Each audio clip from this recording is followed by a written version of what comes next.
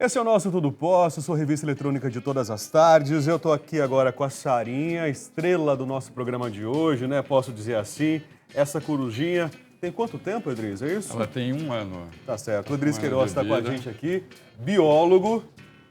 Você que cuida dela? Como que é esse trabalho? Bom, Rafael, é um prazer estar aqui, né? Participar do programa, tudo que é um sucesso, Que né? bom, obrigado. A gente tem acompanhado. E a Sarinha, né? Vamos falar um pouquinho, né? É uma coruja, né? Conhecida como uma coruja suindara. Suindara. Ou coruja da igreja, né? Na realidade, é uma espécie que a gente chama aqui no Brasil de tito furcata. Em outras regiões do mundo, nós chamamos de tito alba. Essas corujas, existem aproximadamente 30 espécies de corujas titos, tá? No Brasil, só existe uma, que é a tito furcata, que é a coruja da igreja, que é a Sarinha aí, tá? Tá, mas ela não é sua coruja, ela pertence ao instituto, é isso? Isso, na realidade, é uma coruja que pertence ao IBIM, que é o Instituto de Biologia Marinha e Meio Ambiente, que é uma organização que eu dirijo, né? E ela faz parte lá dos nossos animais silvestres nascidos em cativeiro. Então, isso é uma coisa muito legal para a gente falar para o pessoal em casa, que às vezes as pessoas querem ter uma coruja como animal de estimação. Ah, é legal eu ter uma coruja como animal de estimação?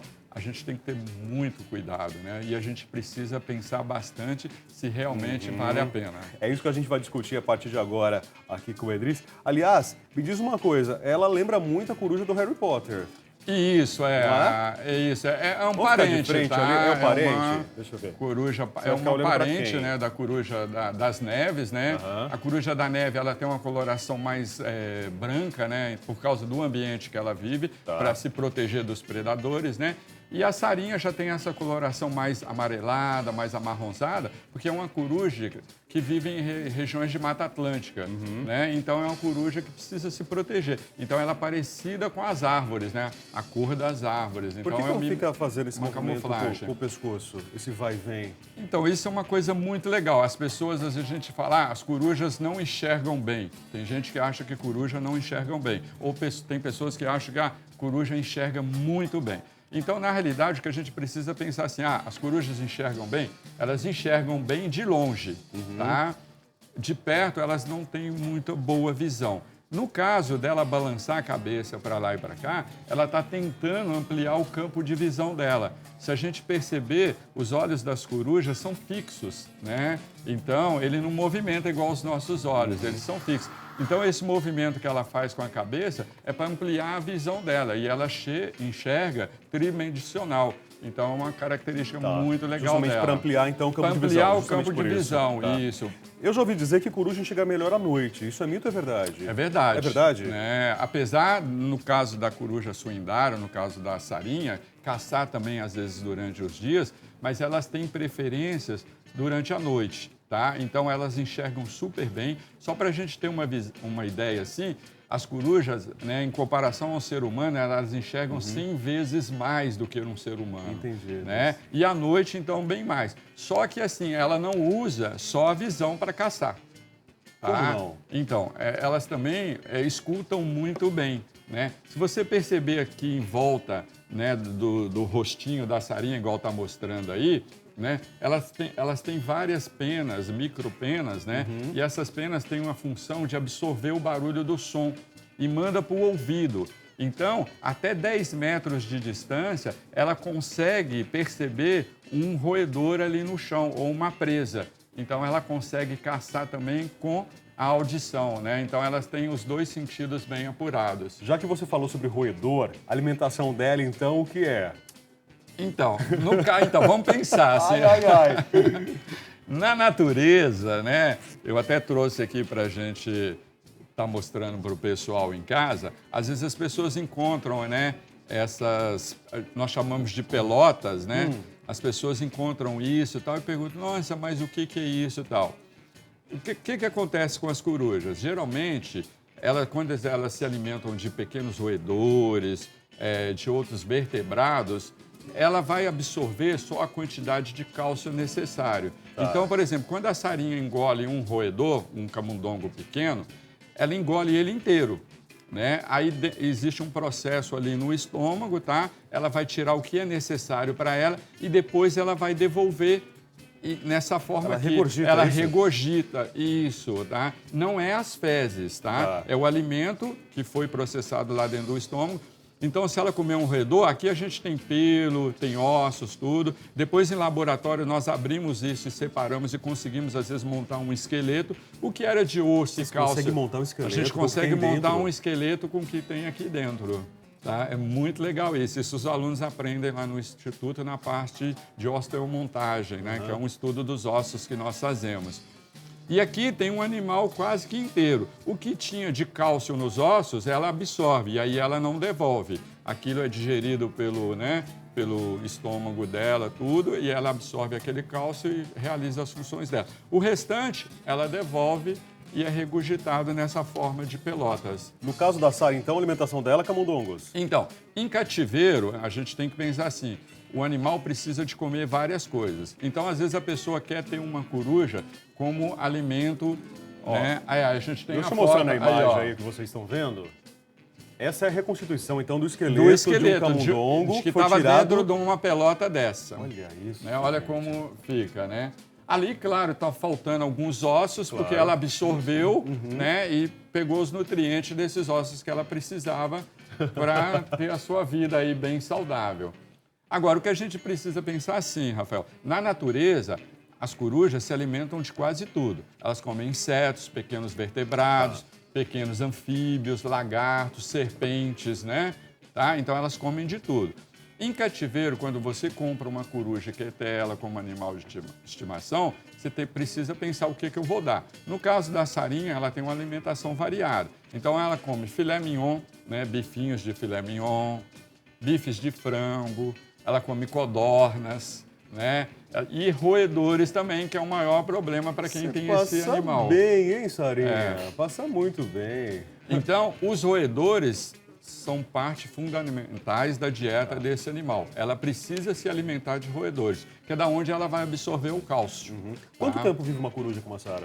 Então, as corujas, em média, elas vivem de 20 a 25 anos, tá? Em cativeiro, esses animais podem ter uma duração maior. Por quê? Podem chegar, porque assim, você não tem predadores. Ah, tá, por isso. Né? Tá, Na tá natureza, você tem vários tipos de predadores. Existem registros de uma coruja suindária em cativeiro que chegou a viver até 25 anos.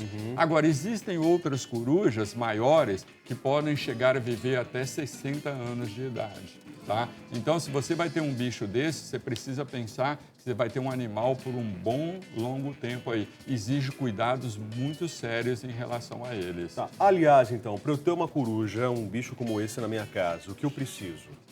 Bom, primeira coisa, você precisa estudar muito a biologia do animal. Esse é o do primeiro passo. Antes de comprar, as pessoas têm que pesquisar bastante, né? Os hábitos, o que o animal come, né? Quais os tipos de problemas que eles podem ter, porque esses animais também têm problemas e às vezes precisam passar por um médico veterinário, tá? Então, esse é o primeiro passo.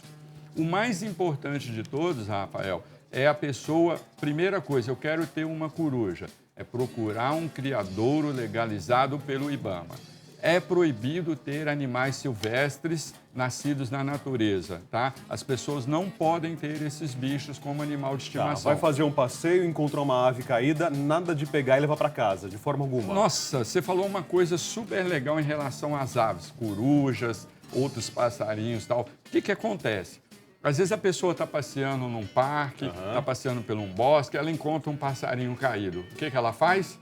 Leva para casa para cuidar. Ela fez certo? Não. Porque assim, muitas vezes os animais são empurrados pelos pais do ninho para aprender a voarem. Então não quer dizer que ele está caído ali, que ele está desprotegido. Não, às vezes a mãe empurrou ele do ninho para ele aprender a sobreviver. Então nós não podemos interferir. Se você viu um animal caído lá, espera um pouco, os pais podem estar por perto ali, eles ficam tomando conta, tá?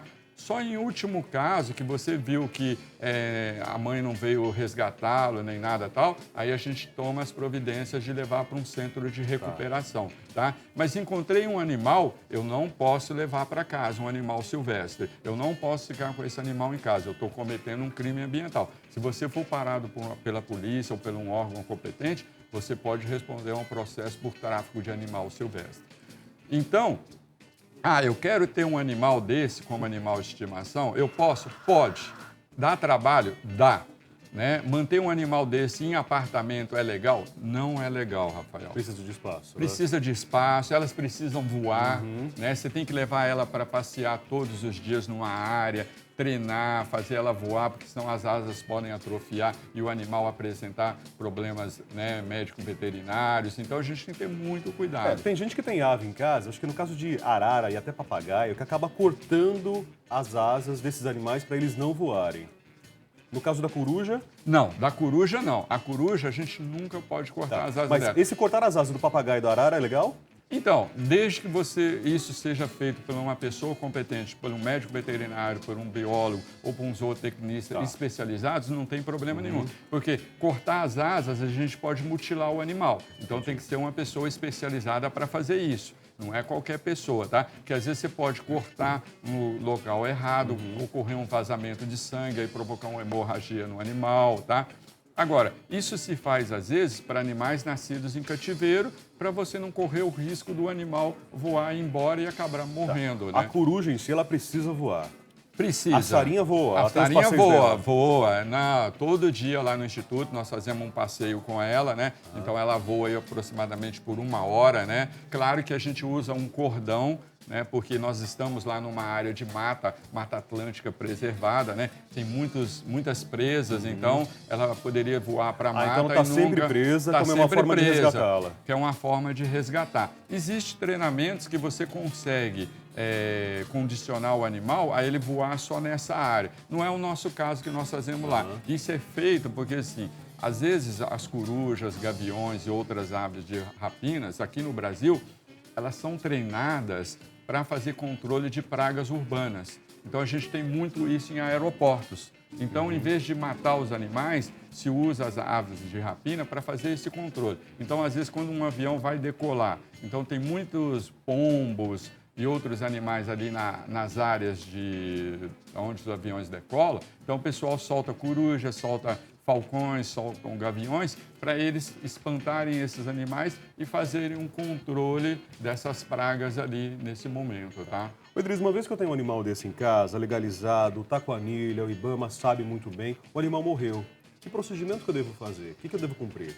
Então, se o animal morreu, você tem que comunicar ao IBAMA, né? É assim, por exemplo, você vai ter um animal desse como de estimação, Rafael. O primeiro passo, você vai comprar ele de um criadouro legalizado ou de uma loja autorizada pelo IBAMA para revender, tá? Então, o animal vai vir com a anilha, que é cedida por criadouro para ele colocar no animal e depois ele passa para o lojista. Então, o animal vai vir com a anilha, vai vir com um certificado de origem, vai vir com a GTA, que é uma guia de transporte do animal, um atestado médico veterinário que ele está em boa saúde, isso tudo vem acompanhado, né? Então, e você vai receber um documento do lojista, e esse documento vai ter o seu RG, seu CPF, todos os seus dados, e isso vai ser enviado para o IBAMA, tá? Então, no caso do animal vir a óbito, você tem que comunicar imediatamente. Porque pode ocorrer um risco de, às vezes, uma pessoa querer vender o animal morto para alguém, né? E aí a pessoa está cometendo um crime gravíssimo e essa pessoa tirar a anilha desse animal e colocar num outro e está fazendo um tráfico de animal silvestre. Então, se o animal morreu, tem que ser comunicado imediatamente ao IBAMA. O IBAMA chega a doar animais também ou não? Não. Não, isso nunca? Não, nunca. Isso é uma coisa bem legal para a gente estar falando para o pessoal em casa, falar para o pessoal em casa, que é assim, às vezes a pessoa tem um papagaio, tem uma arara, tem uma iguana, tem uma serpente, né? As pessoas têm esses animais já há muito tempo como animal de estimação. E a pessoa fala, eu quero legalizar meu animal e eu vou ao IBAMA e o IBAMA vai me dar a posse dele. Isso acontece? Na maioria das vezes, não. Pode até, às vezes, acontecer se o IBAMA avaliar, ou o órgão ambiental, ou a polícia ambiental, que o animal não está sofrendo nenhum maus tratos, o que vai acontecer vai ser uma posse, né, um depositário fiel desse animal durante um período que vai ser sempre fiscalizado. Agora, o IBAMA não faz doação de animal nenhum para pessoa física. tá? O que pode acontecer é isso, durante uma fiscalização, ele achar que o animal está em boas condições naquele local, ele deixar o animal de posse. Mas ele jamais vai pegar um animal e doar. Ele doa para instituições preparadas para receber e cuidar desses animais, que são os CETAs, os mantenedores de fauna silvestre, os centros de reabilitação, os zoológicos, né? Então, essas instituições podem receber animais doados pelo IBAMA. Se eu tenho uma coruja fêmea e uma coruja macho em casa, legalizados pelo IBAMA, elas cruzaram, o que eu faço com esses animaizinhos? Você vai ter que criar para a vida toda. Para a vida toda? Para a vida toda. Esses animais, esses filhotes são meus, é são isso? seus, Embora eu isso. tenha que comunicar ao IBAMA também sobre isso. E olha, é assim, na legislação, então a gente precisa tomar cuidado. Por exemplo, se eu tenho 2 animais de estimação silvestre legalizados, nascidos em cativeiro, e eu quero ter um macho e uma fêmea, pela legislação você não pode criá-los junto, um do lado do outro. Eles não podem, em momento algum, se copular e reproduzir. Eu tenho que evitar isso. Você tem que evitar. A lei diz que isso que tem que acontecer. Mas, às vezes, você tem 2 araras. As araras precisam de um macho e uma fêmea. Como que você vai castrar uma arara? Precisa mesmo? Então, precisaria castrar, né? Para o animal não ter o perigo de reproduzir e você ficar com aquele monte de filhotes, sem saber o que fazer. Que é o caso que acontece, às vezes, com serpentes que são legalizadas pelo IBAMA. As pessoas criam macho e fêmea junto, né? E aí nasce aquele monte de filhote, que é o que está acontecendo hoje no Brasil. Até 96, quando era permitido o comércio de animais silvestres no Brasil, a reprodução, tudo, um monte de gente tinha. Aí depois, em 96, proibiu, e os filhotes que estão nascendo hoje? Que as pessoas que têm já aí há tantos anos. Infelizmente, as pessoas estão vendendo, né? A gente vê na internet aí o comércio muito grande, né? Em feiras aqui na cidade de São Paulo, isso acontece bastante, tá? Mas, assim, não tem como a gente legalizar um animal silvestre. E os filhotes, você vai ter que ter eles para a vida toda. E não pode vender, né? Não pode vender. E você tem que filmar todo o processo, tirar foto. Porque quem me garante que realmente aqueles são filhotes daquele animal? Entendi. Então, você tem um casal lá... Uma forma de comprovar, É uma forma de comprovar. Né? Então, durante aquele período, você vai ter que acompanhar tudo. Tirou foto dos ovos, tirou foto dos filhotes nascendo, para ter aquilo registrado. Agora, o IBAMA não vai te dar autorização para vender esses animais, porque você não é criador comercial autorizado pelo IBAMA. Edris, o IBAMA acabou recolhendo animais que estavam lá sofrendo maus tratos, vítimas de cativeiro, de tráfico. O que acontece com esses animais? Vou esclarecer para o pessoal de casa, né? Então, isso é um problema seríssimo que a gente tem aqui no Brasil. Existem muitas apreensões de animais silvestres no Brasil. E aí, às vezes, as pessoas falam, de cada 10 animais que são vítimas do tráfico, 9 acabam morrendo. Isso é verdade? É, mas nem sempre é só por causa que foram pegos na natureza. Às vezes não tem para onde se mandar esses animais. Os centros de recuperação legalizados do governo federal, estadual e municipal que são pouquíssimos, né? Não são suficientes para receber a demanda de animais, né? Estão lotados, muitas vezes os animais ficam lá aguardando vaga, tá? E acabam muitas vezes morrendo por causa disso, né? Então, geralmente, esses animais apreendidos do tráfico pelo IBAMA, pela Polícia Ambiental e os órgãos competentes, eles vão para esses centros de reabilitação, centros de tratamentos, mantenedouros, né? Que muitas vezes já estão lotados e não tem como receber. Infelizmente, no Brasil, os recursos que são voltados para essa área são muito poucos, né? Só para ter uma ideia, cada cidade com mais de 100 mil habitantes deveria ter um centro de recuperação de animais silvestres. Se você pensar numa cidade de São Paulo que tem mais de 6 milhões de habitantes, nós temos um. Um único? Um único. Agora, imagina as outras cidades por aí afora no país, né? O IBIM você mantém como? O IBIM é uma instituição não governamental, né? É uma ONG e ela vive de projeto e doações de membros, né? E também cursos de extensão universitária. O IBIM tem uma parceria com várias universidades no Brasil. Nós recebemos alunos do Brasil e do exterior e eles vão lá ao IBIM para fazer cursos de capacitação na área da biologia, da medicina veterinária e extensão universitária. E também nós vamos até as escolas, até as universidades, ministrar esses cursos de extensão. Então, a verba desses cursos, elas são geradas para o IBIM para a gente conseguir fazer esse trabalho legal de preservação, de educação ambiental. Quantos animais você tem lá hoje? Hoje nós temos aproximadamente uns 15 animais legalizados pelo IBAMA. Porque assim, como nós somos uma instituição sem fins lucrativos e nós não somos mantenedores de fauna, todos os animais que nós temos em cativeiro são nascidos em cativeiros autorizados pelo IBAMA. Porque, por exemplo, se eu recebo um animal da fauna silvestre, né, um animal doado pelo IBAMA, eu não posso trazê-lo na TV. Eu não posso trazê-lo aqui não para... pode ser exibido? Não pode. Os únicos animais que são permitidos vir até a TV, né, participar de programas de TV, tudo, são animais nascidos em cativeiro. Então, eu não posso pegar um animal que foi tirado da natureza, que o IBAMA deixou sob a minha guarda e trazê-lo na TV. Quem nasce em cativeiro nasce para ser artista, é isso? Nasce para ser artista, é isso mesmo, né? Porque é um animal que nunca teve contato com a natureza. Que a ideia é assim, o animal silvestre tirado da natureza, se ele volta para ser tratado, a ideia é a gente devolver ele para a natureza. Então, eu não posso ficar usando ele para a educação ambiental. Diferente de um animal que já nasceu em cativeiro, né, que nunca teve nenhum tipo de contato. Mas o legal é assim, às vezes, mesmo animais nascidos em cativeiro de criadouros autorizados pelo IBAMA, às vezes a gente consegue reintroduzi-los para recuperar áreas que foram degradadas e que não existem mais aquela espécie. Mais curiosidade sobre a sarinha, a coruja transmite doença para o homem ou não? Então, muito legal de se ter, às vezes, corujas como animais de estimação, que das aves são uma das poucas que não transmite. Não transmite. As corujas não existe assim nenhum tipo de registro de alguma doença que ela possa ter que possa ser transmitida para o ser humano, tá? Então é um animal bem tranquilo mesmo. As corujas silvestres, pode ser que às vezes ela possa ter algum vírus, alguma bactéria, mas também não existe nenhum registro assim, de algo que ela porte que possa contaminar o ser humano. E como que eu sei que a sarinha é sarinha mesmo? Então, essa é uma pergunta. Às vezes as pessoas... Isso, Rafael, é muito legal, que não é só em relação à sarinha, né? Às vezes a pessoa vê um papagaio, vê uma arara, uma calopsita, né? Aquelas calopsitas, tá? A pessoa, eu sei que aquela é macho, eu sei que aquela é fêmea e tal. Na maioria das vezes é tudo loló. Não sabe nada. Não sabe nada, tá? É tudo mentira. A gente só consegue realmente saber de duas maneiras. Uma, por exame de DNA, tá? E outra, ver um animal botando o ovo.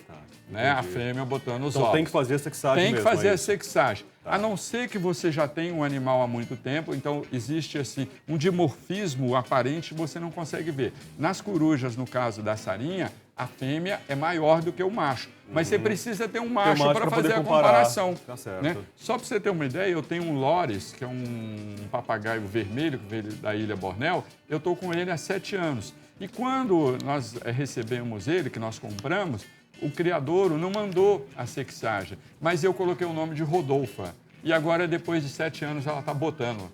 Então é uma fêmea. É a Rodolfa mesmo. Então, né? Eu achei que era um macho. Eu achei que era Rodolfo. Entendi. Então, aí durante, Rodolfo agora. Durante 7 anos eu fiquei chamando ele de Rodolfo. E agora a gente descobriu que é Rodolfo. Edriz, seus contatos estão aparecendo na tela aí, ó. Tem o Instagram, né? Isso, Instagram. TV também, né? Tem o site do Instituto também. Perfeito, do IBIM. O IBIM fica onde? O IBIM fica localizado na cidade de Peruíbe, né, litoral sul de São Paulo, né?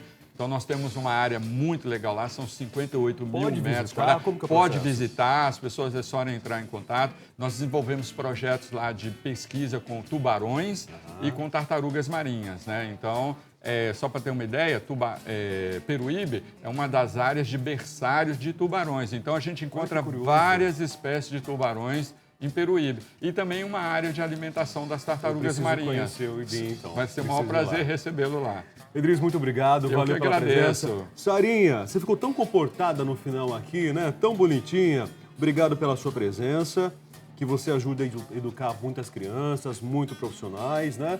Encantadora demais. A gente vai para o intervalo muito rápido, tudo posso de hoje já volta. Essa é a Sarinha.